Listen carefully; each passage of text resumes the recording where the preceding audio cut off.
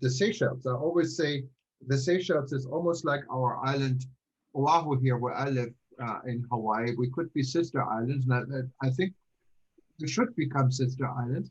And a very good friend, the head of the tourism board for some years now, Sherin Frances, is joining us, and she has been patiently waiting. And welcome, Sherin. And I'm so glad you're here. Thank you, Jürgen.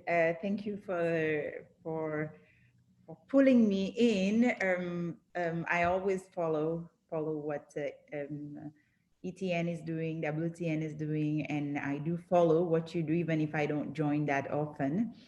And happy birthday! I know you've celebrated 1 year, and so all of us in this COVID pandemic, we've celebrated a year. Seychelles have celebrated a year of having been without tourists for almost a year. We started receiving a few here and there in August, September, up to December, but then January we were back almost at zero again because of developments and the evolution of the pandemic globally. I'd like to acknowledge all the tourism experts and tourism fraternity present also today, of which is my former minister, Alain Saint-Ange, and for all those who know, this is the person I started my career in tourism with. He was my mentor. So if I've got that far in the industry, thanks a lot to him, to his words of wisdom, which I still listen until today.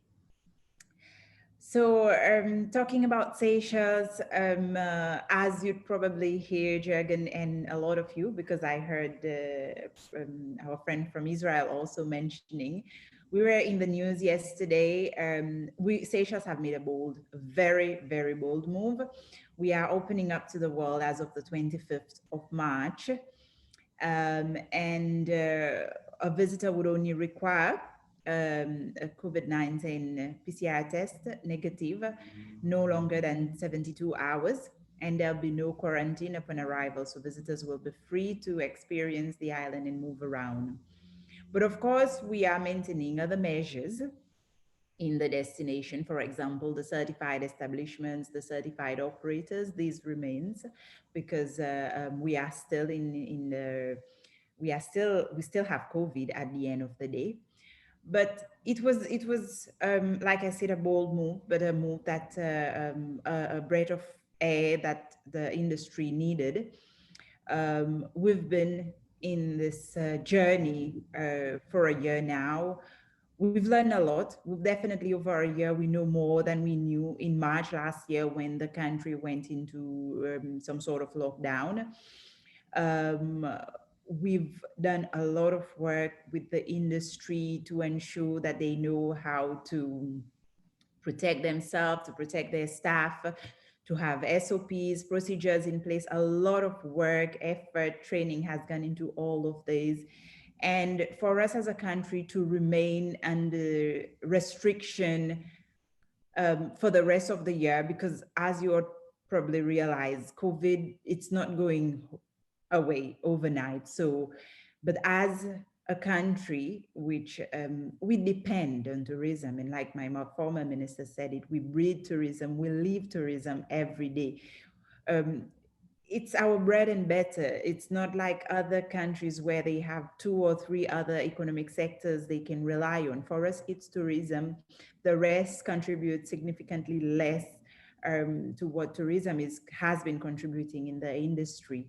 So it was important that we open up. We open up to tourism at the end of the day. The vaccine has been a great news, and as you probably also have, if you followed us a little bit, the campaign, the immunization campaign in Seychelles have been going very well. 80% of the population, the targeted population, have taken the first dose, and somewhere around 40% have taken the second dose. But again, like our friends in the tourism world is saying, the vaccine alone is not enough. it's one factor that will help us in the recovery, but we should not be relying solely on the vaccine for the recovery, for the restart of tourism. The measures needs to be there. It works hand in hand at the end of the day, and people still needs to realize that we things are not as usual, things are not normal, and we have to live and behave differently. So for us, we reopen with we still have, like I said, the measures, but we realize for to restart travel to Seychelles, we needed to be a bit more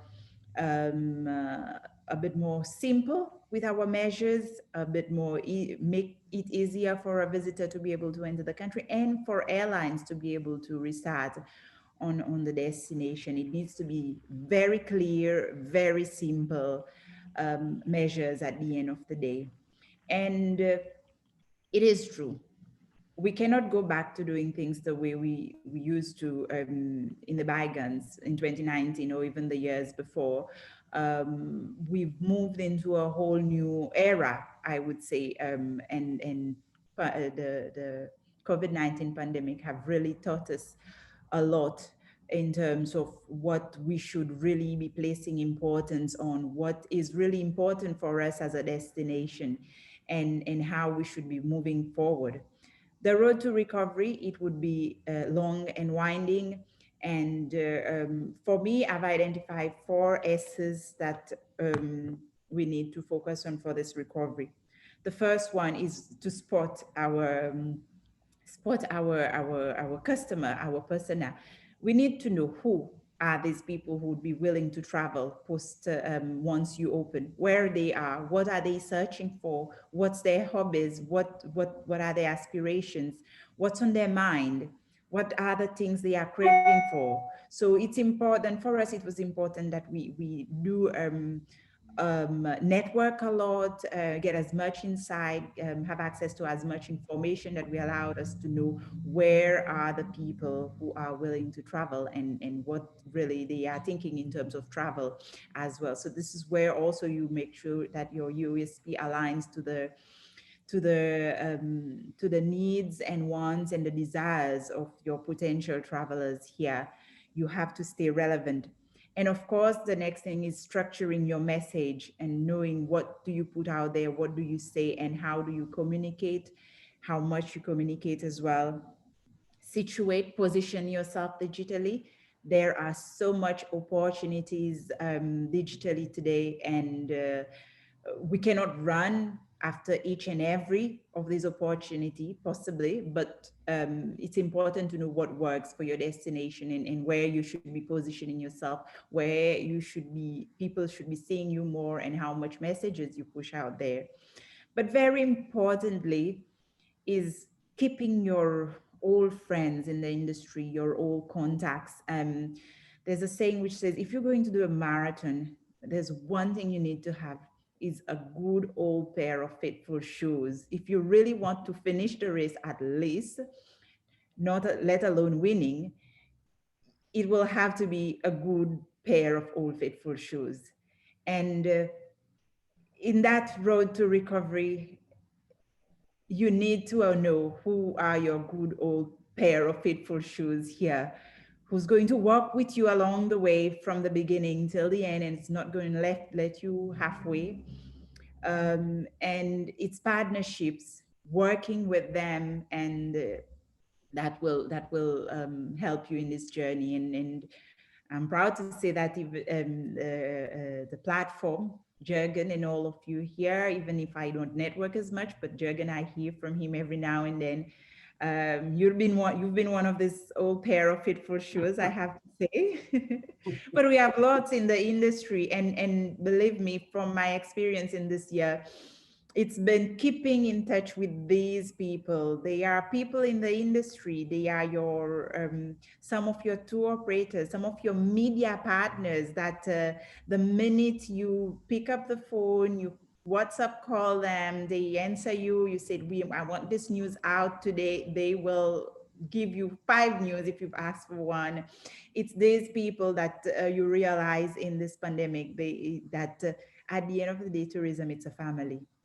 It's a big Yes. family, and it's this family. If we are united and we work that journey together, we will all make it at the end of the day. So that's my sharings for today. I'm open for questions. Thank you, Sherin. Yeah, you're No, absolutely right. And this is exactly what I always envisioned for this group. We are really a group of family members here. We're all in the same group. We're not fighting, we're just sharing, and we're friends. We're becoming better friends as we go along, and hopefully we can together create a better world in tourism. And there was a question. Jürgen, can I say something? Because Yes, we of need course. your help. And I think Seychelles and Sherin's announcement, Seychelles is the first country that is getting out of the group, relaunching itself, opening its borders. But you as ETN, WTN, and the world at large, from the African Tourism Board, we need to be able to say there's an official document that says you've been vaccinated. This will have to come sooner or later, and the faster it comes. Europe is deciding what to do today, but I think it's taking too long. It is not new to the world. There is the yellow fever or vaccination plans that we all carry a little booklet with us. So it is done before. We need one for COVID, says exactly what you've taken, the first dose, the second dose, and then we can start traveling again. It is important, otherwise there will be somewhere where we start getting stuck, and then you find fake documents appearing on the scene.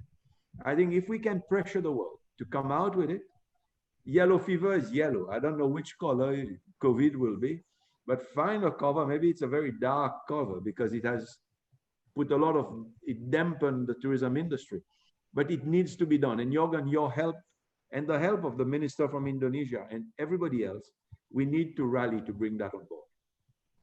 No, that's definitely a very good thought, because we're really running into fraud situations. They are reported where people travel with documents. We had 2 people arrested here in our state just recently for coming here with a fake certificate of vaccination, and this needs to stop. I mean, the good news I can tell you, Sherin, from our part of the world, even though I was one of those people that criticized this state for opening up what I thought too fast and too soon, we kept our number under control. Not only that, we lowered our number, and they're almost non-existent. Today, I think we had 30 some cases, and that's basically the average right now for our island. And compared to 300 cases in bad times, and compared this to population, we're very fortunate. So I think with a lot of preparation, like you said, Sherin, and a lot of good thinking, there is a way of starting tourism in an intelligent way and in a safe way. And so thank you very much.